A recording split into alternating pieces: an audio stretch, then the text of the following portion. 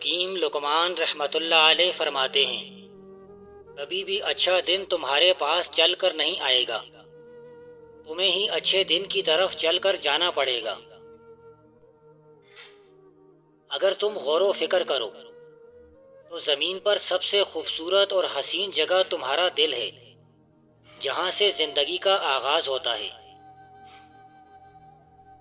جب میں نے محبت کے بارے میں لکھنا چاہا تو میرا قلم ٹوٹ گیا اور کاغذ ٹکڑے ٹکڑے ہو گیا۔ نبی اور ولی کا غصہ اللہ کے غصے کا سبب بن جاتا ہے۔ اللہ اپنے دوستوں کا بدلہ لیتا ہے۔ جہاں بارش کا پانی گرتا ہے وہاں سبزہ اگ آتا ہے، اور جہاں آنسو گرتے ہیں وہاں اللہ کی رحمت موسلا دار بارش کی طرح برستی ہے۔ پہلی عبادت خلوت ہے، اور طلب علم بعد اس پر عمل، اور آخر اس کی اشاعت علم۔ صالح وہ ہے جس پر لوگوں کی تعریف کی امید نہ رکھی جائے۔ ہر ذی سے محبت اور پیار سے پیش آنا انسانیت ہے۔ حقیقی محبت کا اظہار تعریف سے نہیں کرنا چاہیے، بلکہ خدمت سے کرنا چاہیے۔ عورت طالب حق کا مرشد اس کا شوہر ہے، اگرچہ اس کا شوہر خود طالب نہ ہو۔ عورت اگر محافظ عصمت ہے تو اس کی معمولی کوتاہیوں کو درگزر کرتے رہو۔ جس کے پاس سب کچھ ہے وہ اسے چھپاتا ہے، اور جس کے پاس کچھ نہیں وہ شور مچاتا ہے۔ اسرار کا چھپانا ابرار کا کام ہے۔ ایک بات اپنے ذہن میں بٹھا لیجئے کہ اولیاء اللہ آدمی کے باطن میں جھانک سکتے ہیں۔ محبت کے بغیر حکمت کا کوئی وجود نہیں۔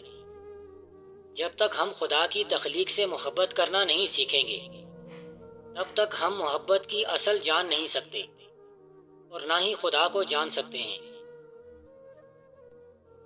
اگر عبادت میں خلوص ہے اور سچائی کا رنگ موجود ہے تو اس کی روح بھی حسین ہوگی۔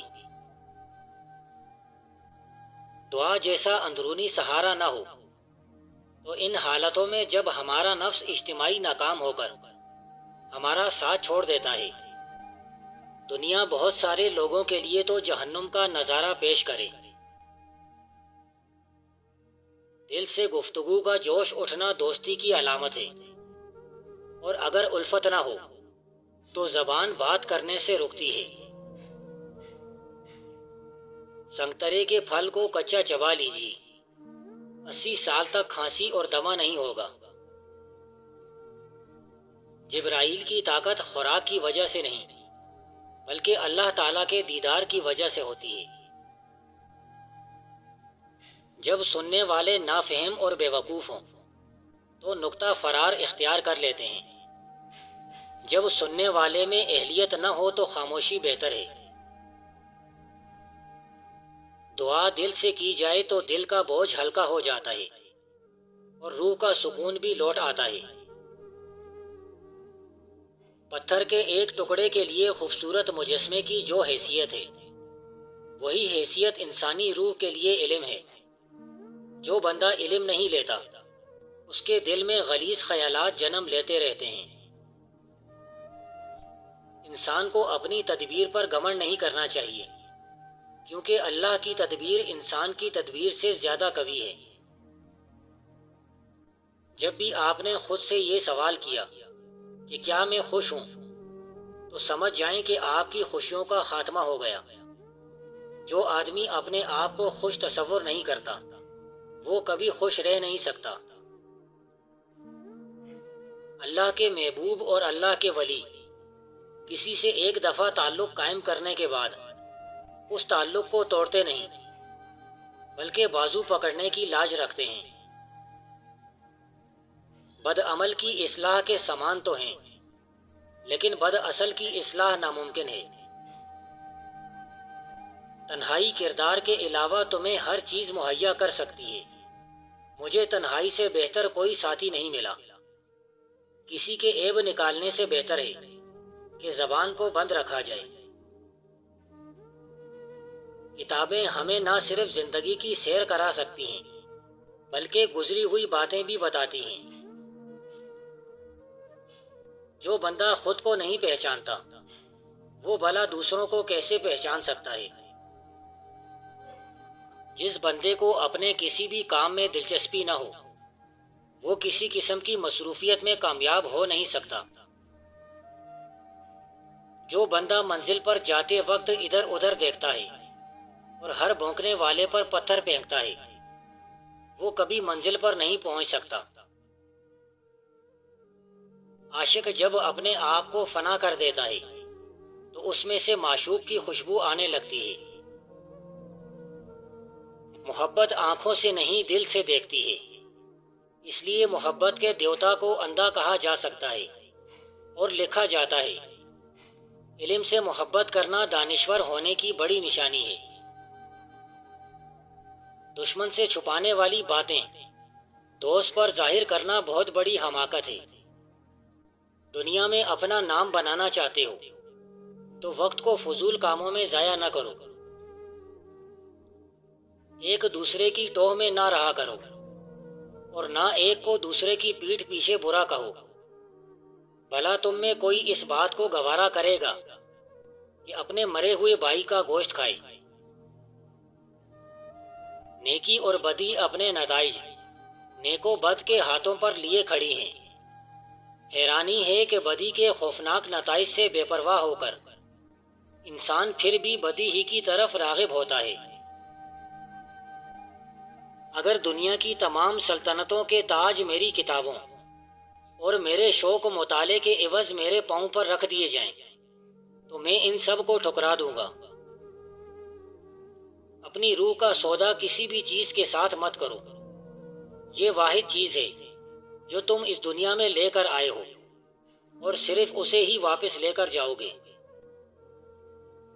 انسانی فطرت کا سب سے گہرا اصول تحسین کی خواہش اور سب سے بری آرزو بھوک اور لمبی عمر ہے۔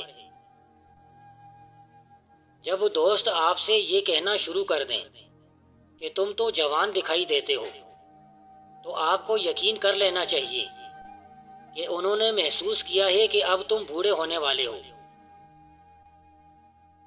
نیک بندوں کے دلوں میں برے خیالات بھی آتے ہیں لیکن وہ صرف کچھ دیر ہی رہتے ہیں، پھر وہ ایک آندھی کی طرح چلے جاتے ہیں۔ نیک بندے کبھی بھی برے خیالات کو اپنے اوپر حاوی نہیں ہونے دیتے۔ ہماری زندگی کا 3/4 حصہ عمل سے عبارت ہے اور یہی اصل زندگی ہے۔